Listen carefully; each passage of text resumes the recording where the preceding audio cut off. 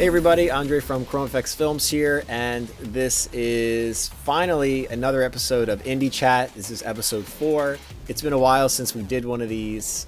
Last time I did it, it was with the guys from Muse that did Guns of Icarus, and that was really fun. But now we have a new team joining us, and this is a special team because these are the guys that participated in the Global Game Jam this year with me. And we're going to be talking about the game that we made. If you saw my last video of Galactic Trader, that was the game. And we're going to be talking about that and covering it in this video and sort of how we made it, how the idea came about, whether or not we submitted it on time, and basically where it could go from here and what the thought process was as we were going and all the long Skype calls. So I think it'll be a really good learning experience. So we're going to introduce these guys, let you guys introduce yourselves so you know who I'm actually talking to. Hello, I'm Benjamin. I am a game development student at Ithica College. I've worked on several independent projects, some bigger stuff, nothing professionally yet. I love doing game jams, and this was a really fun one. It was a great team, some great people to work with. That's always what you want in a group project. And yeah, I had a good time making this game.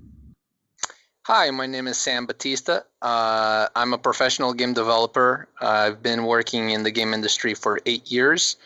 I'm currently employed at Firaxis Games, where I'm working on Sid Meier's Civilization franchise as a lead UI programmer.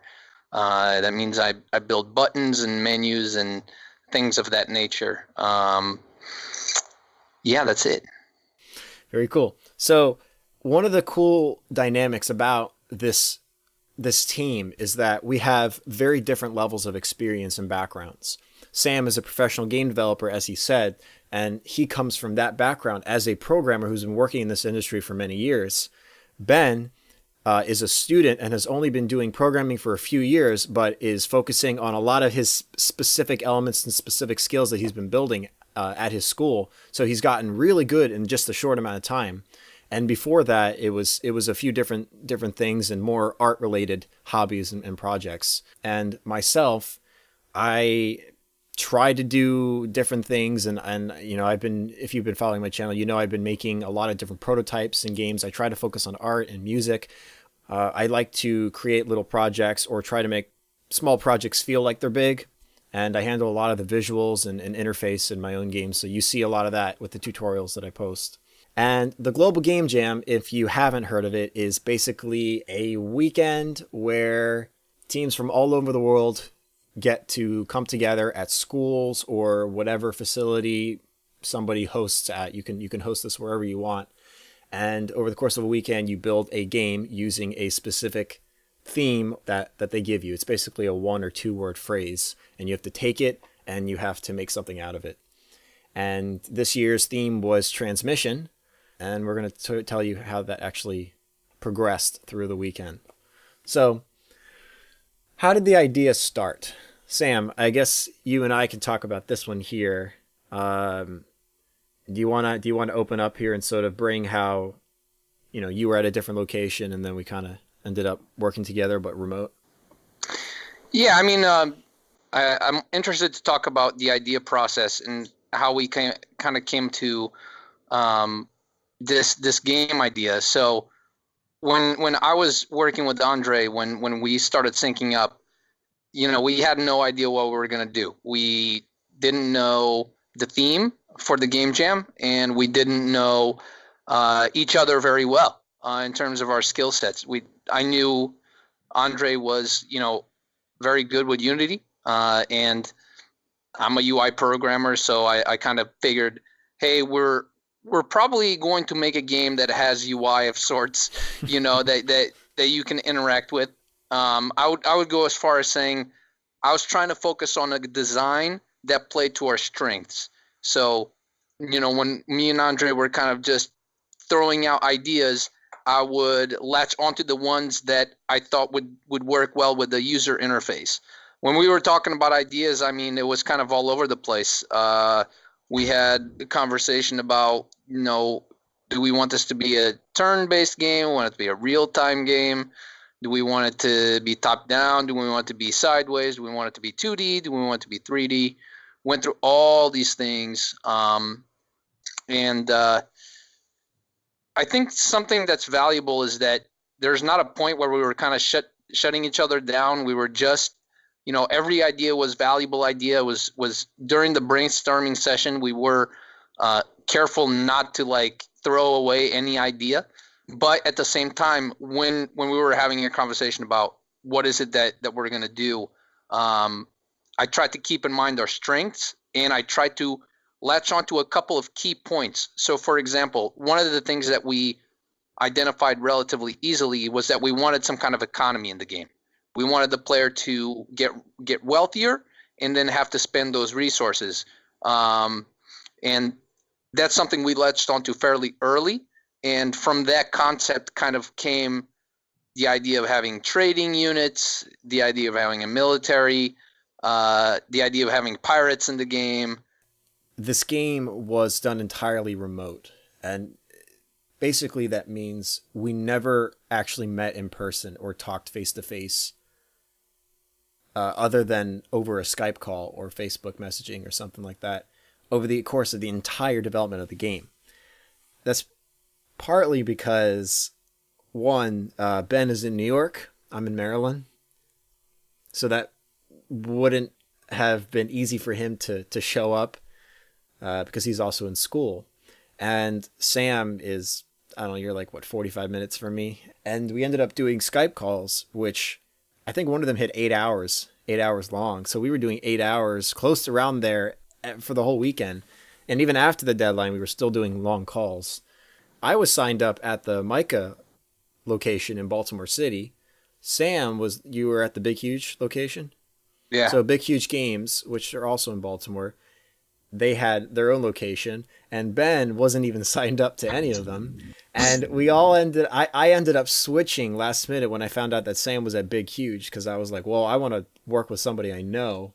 And by the time we actually got started with the game, we completely forgot about the Game Jam location, and we didn't know where we were signed up for. Ben, you didn't even sign up, did you? No, I didn't. I thought I had at my school, and then I realized I hadn't. So it doesn't matter a lot. Yeah. So by the time the Game Jam ended, we didn't even know when it was ending. We didn't even know where we had to submit it, what we had to submit, who was even on the team. I had to add Sam like 3 days later on the team just to show that he was a part of it.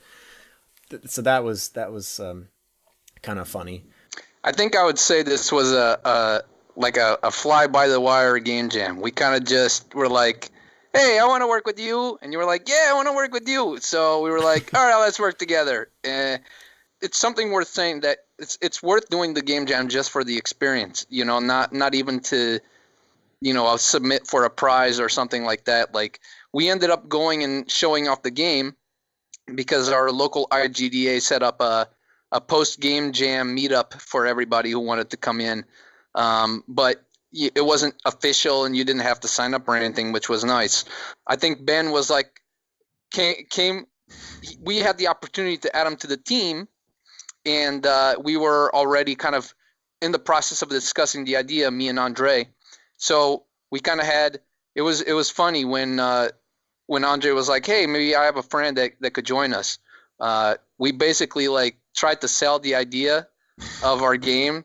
So I got up in the morning and I went to the Game Jam node at my school just to sort of see what was buzzing there, like what projects people were working on. I knew I wanted to get involved with something. I didn't really have anything in mind for myself. And I also had a bunch of homework to do that weekend, so I wasn't sure I wanted to be like super involved in any project. And then I got a message from Andrei, and he let me know that he had a project and they were looking for an extra team member. And so I jumped on a Skype call with them, and I saw their idea, and it ended up being like exactly the sort of game that I just really enjoy. I really like economy games. I like games where users are, any game where the user is building something I like, and then especially when it's some sort of complex system, that's just right up my alley. So I jumped on their team and sort of abandoned everybody else at my school. I just sort of ran up there whenever they had pizza, which was great.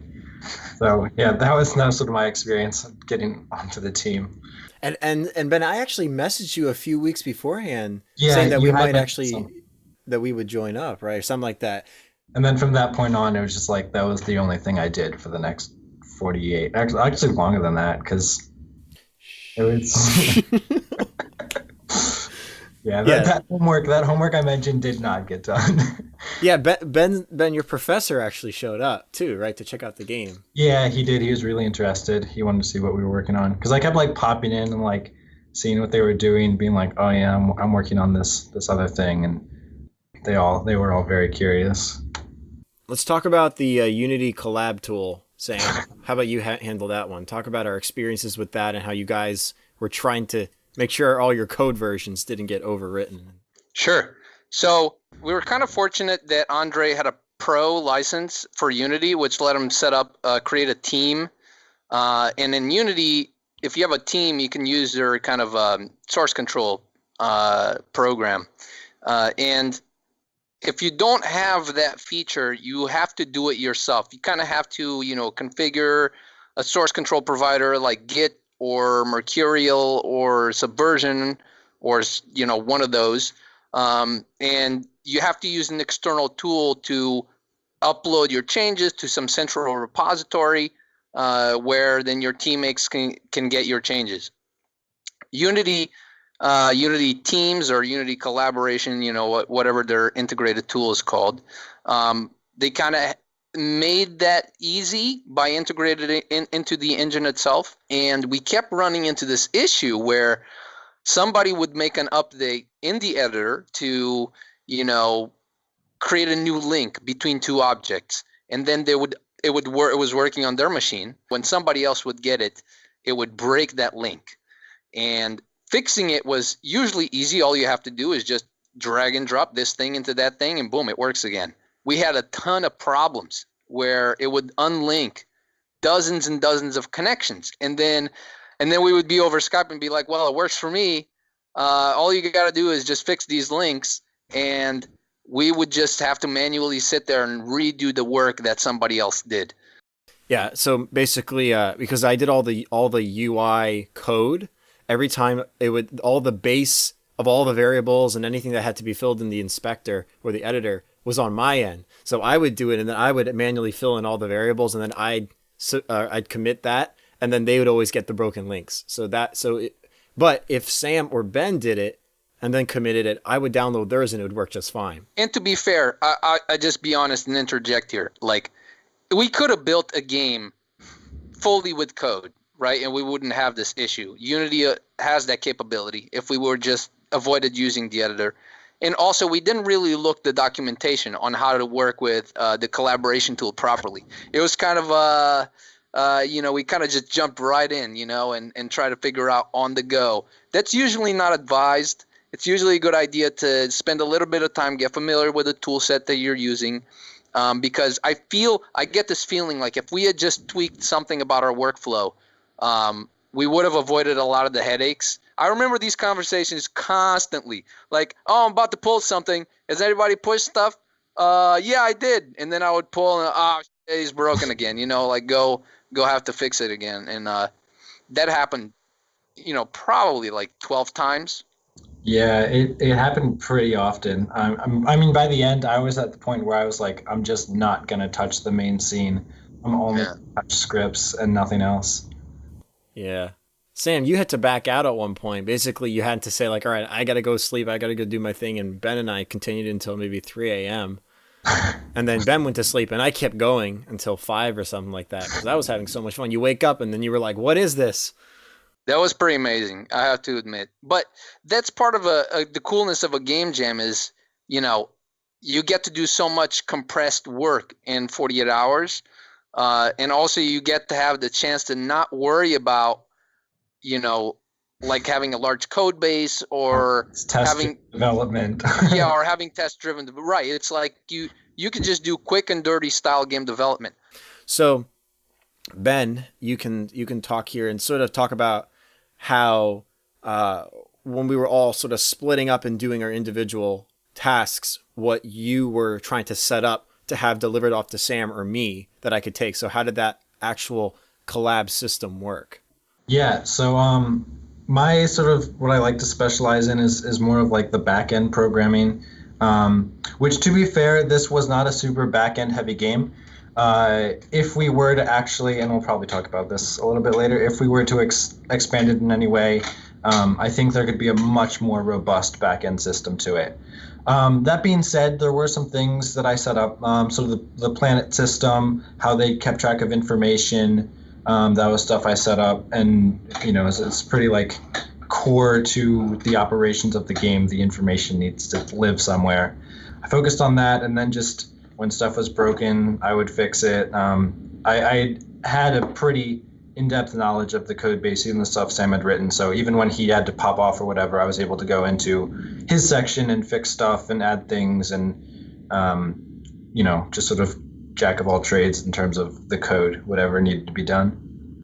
So Sam, how did you work with Ben on the back end code and making sure that you guys both had stuff that was talking to each other?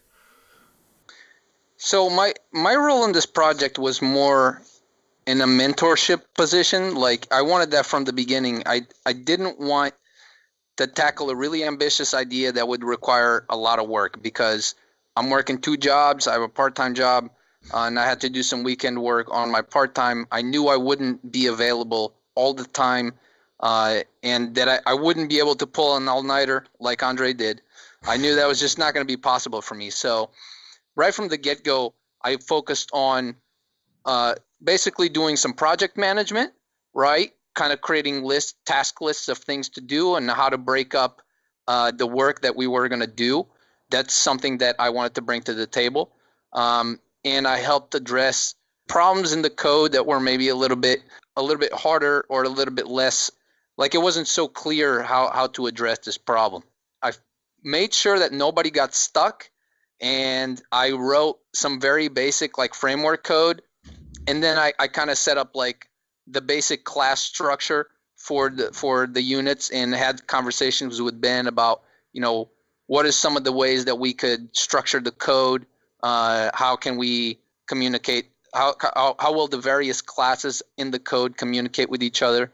And as well with you, Andrei, when you were setting up the UI, you remember we had not just conversations, but you actually went into Photoshop to concept out how the game is going to look even before we built it into the engine. So I felt like my role in the project was keep you guys in check in terms of making sure the scope doesn't grow too big. Like we picked something that we can achieve that is going to challenge us, but that is attainable. We would not have been able to finish this game without each one of us doing our part. What's interesting about game jams in general is if you have a team that's big enough, there's always going to be that one person that really, if they weren't on the team, it wouldn't have been any different. You know how sometimes you just have those people that are there because they just want to learn how to make a game, but then you realize that someone else on the team is far more experienced than you and can do anything that you could do, but better. And that tends to happen a lot. But in this team, I think it was really balanced.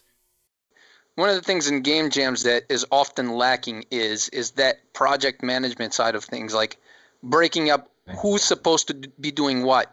And when I say project management, really it's quote unquote, but I'm just talking about making lists. Like that's, it's like, here's the list for me. This is my list of things to do. Here's a list of things for Andrei to do. And here's a list of things for Ben to do. And making sure that we're not all working on the same things so that we don't step on each other's toes. And also making sure that everybody kind of has something to do at all times. So that you can be productive. There's not like, I'm waiting for you type of situation. A game jam I worked on was actually a team of 5. It was a big team. We had a great artist, we had a project manager, but then we had 3 like very logically minded programmers. And all 3 of us just spent the entire game jam debating how things should work, and actually got done. I'm not going to say I was a project leader, right? But it kind of implicitly felt that way, where if there was a conflict, you're like, I think we should do this. Sam thinks I should do that. There was never really like a big argument between us. I'm like, no, just like, this is the way you do it. Like there was maybe a little bit of skepticism because it didn't work right away, but you guys were still willing to defer to my experience. So that's something to think about in the game jam, is like, who's going to have the final say if there's a conflict, especially if you have two people who are really good at one thing.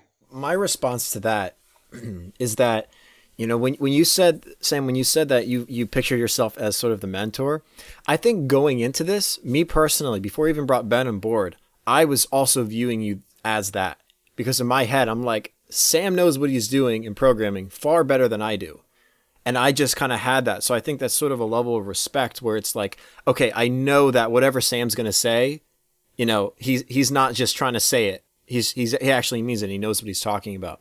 So I think that's why a lot of times you actually were that, and you were made to be that. That was the expectation going in, right? Yeah. But you going in had the same expectation, which worked out really well because you were willing to help and we were both willing to listen, and none of our egos got in the way. That's an important note because, like you said, if everyone's the same experience level, ego starts to get in the way. Because then it's like, why is this guy telling me what to do? I know how to do this better than him. And you kind of have a proven track record. All your games that you've made for Firaxis tend to do really well. I can't take any credit for that, but a small startup. You can take credit for it because your part worked really well. I could take a little credit, a tiny bit. Yeah. I wouldn't say like having a team lead is critical, is important, but having somebody that you can defer to make difficult decisions or to resolve conflicts. So as soon as once a decision is made, everybody else goes back to working on what they were working on. Progress is being made. Things are moving forward, moving along. Is not a big deal. If you don't have that, you can end up in a situation where you have two good friends who now like are really upset with each other because they hurt like the whole team. Like because they have like a personal thing or like an opinion, a difference of opinion. Because a lot of times it comes down to that. So guys, while we were making it, did you think at any point that the game was turning out to be something that could be bigger than it was for the game jam? Maybe a potential product, maybe something bigger down the road. Did you think at any point, this is actually good, this could be something else? I really liked the initial idea. I thought there were some really cool aspects of it. However, it is a game jam game, and that was something I was very cognizant of, I think, the whole time. And especially as we went on, like the system that we were creating was getting more and more unwieldy, and that happens with game jam games. And in fact, anytime you're writing code fast, that's what you get. While I really liked how the game worked and sort of was looking and felt, I honestly, I wouldn't mind working on that project or a similar project some more, but I would definitely want to sort of start over. Now that we even have this prototype to start, you have this fully functioning prototype. It is very nice to have the prototype to start with, but it's hard to take a prototype that was made so quickly and so haphazardly and build on top of it. From my side of things, I've done a couple of game jams and a lot of prototypes, and I always ask myself this question, within 60 seconds, I boot up the game. If within 60 seconds, I'm not convinced that this is fun, I felt like the design of this prototype was not fun. I'm sorry to say this, but I'm bored to tears when I play a running game because you're just waiting a lot, and there's not a whole lot of agency that the player can do. If we had more time to iterate on the game design, I would work on the progression and not focus so much on the interaction, because I felt like we had, without much choice, because we had to implement all these systems quickly, we ignored some important elements of the experience of the game. You want to complete your game, or you want to get it to a state where you feel like you can put it in front of other people, and then put it in front of other people and see how they, see what they think, see how they play, see where they get frustrated. And everybody I put the game in front of had the same reaction. Holy moly, this game's incredible. It looks amazing. Thankfully, most people played through the whole thing. It's not a long game. It's only 10 minutes. But I could see them struggle. I could see them struggle constantly with just the UI, and actually, Andrei, towards the end, you added some really good improvements to the usability of the game, like making buttons flash. exclamation points, warnings when you're getting attacked, leveling up planets. Making the game more discoverable, right? Like you didn't have to read text to know how to play. The game kind of tried to teach you how to play. We did realize we needed that. Like the game was too opaque. I remember in the initial stages of design, what got us really excited with this idea of having like a ton of units, just a screen filled with units going back and forth, and we were just like, yeah, that'd be great. You're like buying hundreds of units and have hundreds of military units and things like that.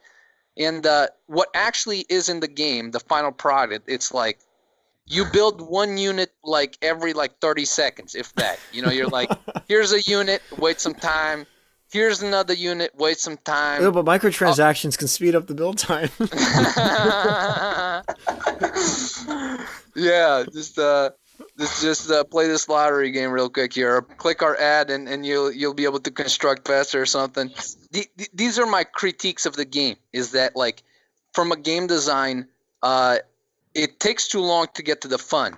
That's a problem. It takes too long to get to the fun. Now, do I think that can be fixed or it can't be? I'm not sure. Like I legitimately don't know how we could tweak this game design to get to that magical point of, holy moly, this feels like an amazing game. You could tell that there's like something very appealing about it. I think it's like the sci-fi aspect of it, like that you're like, your human race already advanced and you're colonizing multiple planets and you're trading back and forth, and like there's space pirates. Like there's a lot of cool things, like a lot of cool ideas mashed into this game. But I feel like the magic of video games is that a great video game is more than the sum of its parts. I feel like this Game Jam game did not have that, whatever special magic. And a lot of people call it the hook. Other people call it the juice. Adding juice to a game, making a game feel juicy, like that. You add so much screen shake or flashing or effects. It's all icing. It's all icing. I agree with Benjamin. It's all icing. It's a wallop full of icing, and you just never get that on a plastic cake. It's all icing on a plastic cake. With that said, I am amazed. I just got to be honest. I am amazed that just the main menu of this game looks like, it looks like a game. It looks like the main menu of a game you could buy on Steam. Yeah, and it was built in the weekend. 30 more prototypes and we'll get there. Just keep building prototypes all the time, and eventually you'll hit gold. All right. Yeah, each new prototype is a strike with the pickaxe.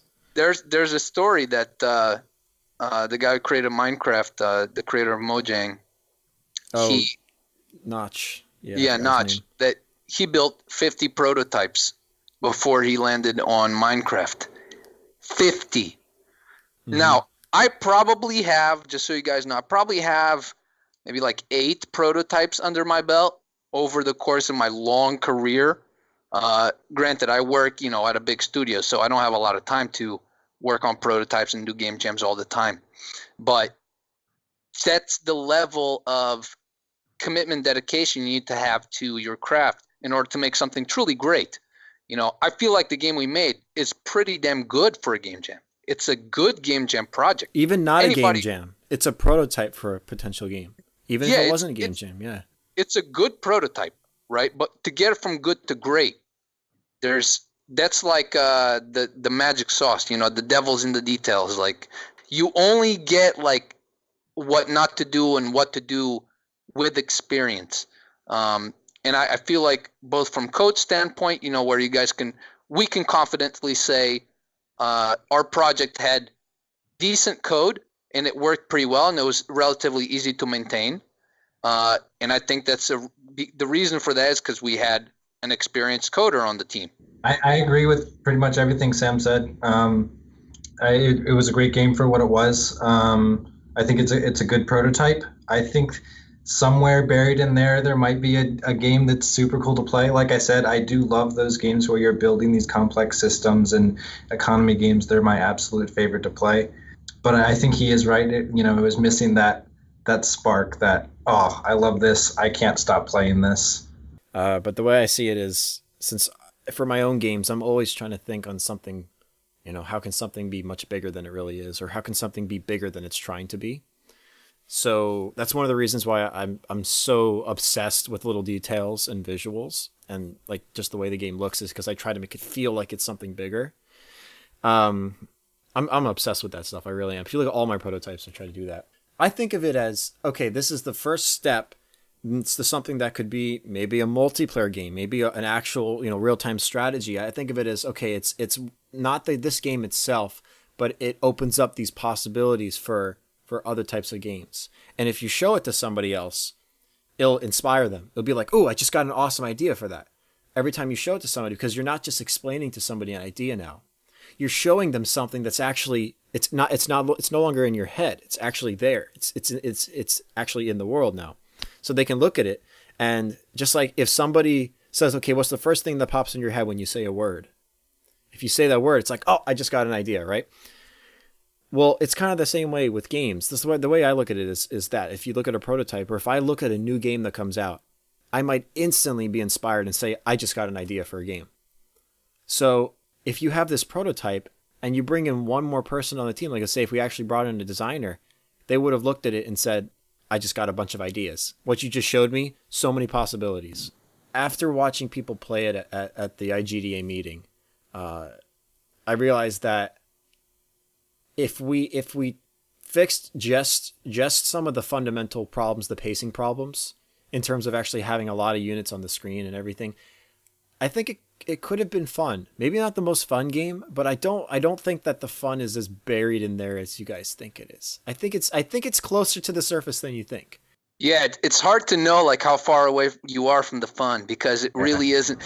Sometimes it's as easy as just tweaking a number, right? Yeah. Like you change how fast the player moves, or you change how fast they wait from death to being reborn. Like sometimes it's just like you tweak a number and boom, the game fundamentally changes.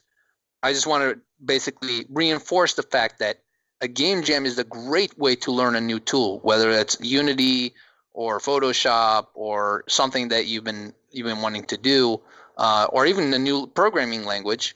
But if you're learning a new thing, maybe do it by yourself at first. Don't get other people involved, because then you might be the bottleneck.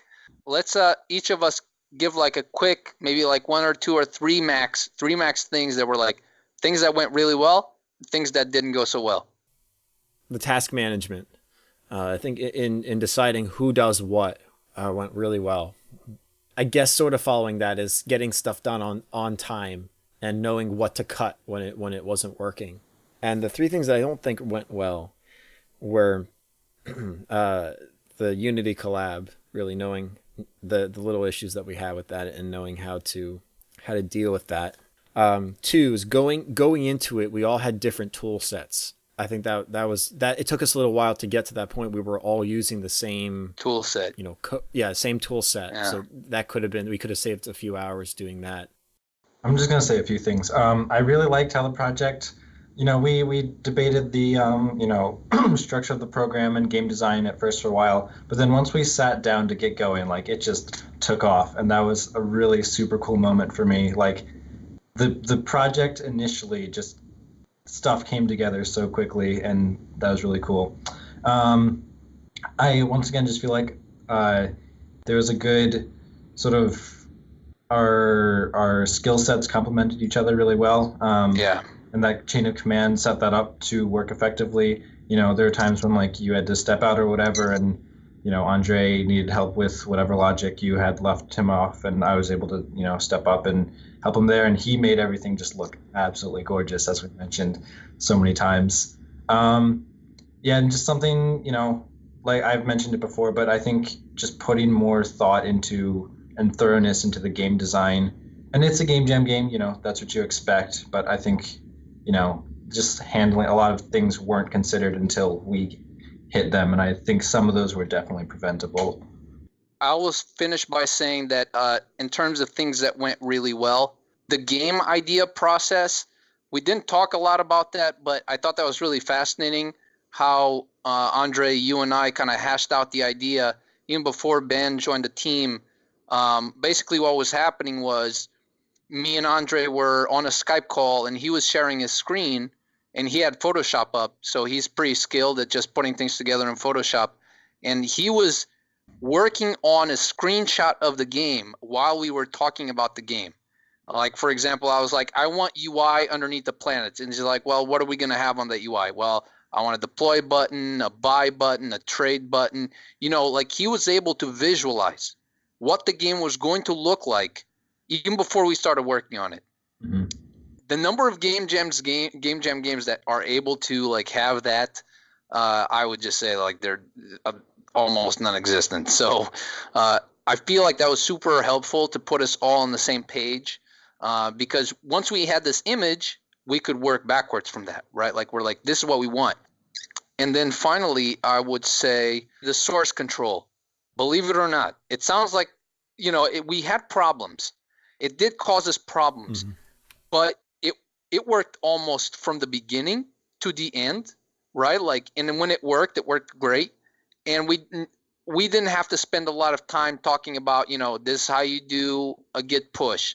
This is how you do a git pull. I do wish one of us had experience with it in the past, because we probably could have avoided those cases where information was lost. I did have experience with the old Unity collab, which is why I said we all had to have our individual folders to work with. But that I didn't foresee any of the code replacement problems, because that was a new thing. I never had that problem. I will also say the workflow with Collab was both a good thing and a bad thing. You know, it was both excellent because it made it easy for us to work together, and sucky when it broke. So sucky. There's nothing worse than being the game developer and like doubting your tools. You know, thinking that your tools are out to get you. You know, like like it sounds silly because it's just a computer program, but man, if you like lose hours of code, hours of work, or like in the case where work just disappears and you don't know why. Yeah. God, that is so frustrating. Getting the changes in mono develop, and that was not fun. Yeah, that was also mono develop. That was a terrible idea. Like whoever came up with that. Nobody did. We just kind of, that was part of what Ben was saying. We just kind of went. Went forward. That's what mono develop. So let's wrap it up. Sam, good finishing points. Cool. Again, thanks for watching, guys. I hope you found this helpful. Everybody, yeah, give yourselves a thumbs up. I hope you guys found this helpful and that you can learn something from this. If you didn't participate in the game jam, think about trying the next one. You know, there's also the Ludum Dare, which is technically, I think, shorter than the game jam. You get a little less time. It's either 24 hours or it might be 48. I don't really know. But consider participating in that. I know a lot of teams that work remote on that. But I hope that's helpful, and that I encourage you guys to go and do it on your own and keep making games, because you know what I teach on this channel is I try to inspire you guys, and you know, now you have two more people to help inspire you and show you that it can be done, and that it's not as hard as it seems. You know, you look at a massive game and just remember that it started with one guy who learned how to do his coding and his art, and then you know it just kind of builds up from there, and then you get more people together like a game jam team, and then you end up making a product. You know, I just kind of sped through like 10 years, but you get the idea. It starts somewhere, so it's never too late to start. Because I get a lot of comments on my channel saying, man, you did this when you're 15, I'm 23, you know, I missed my chance. And I'm like, no, you didn't miss your chance. You know, there are people that start really, really late and do better than people that started early. You know, it's every person's different. So thanks very much, guys, for your time and for attending this, and I will see you guys in the next video. Yeah, bye.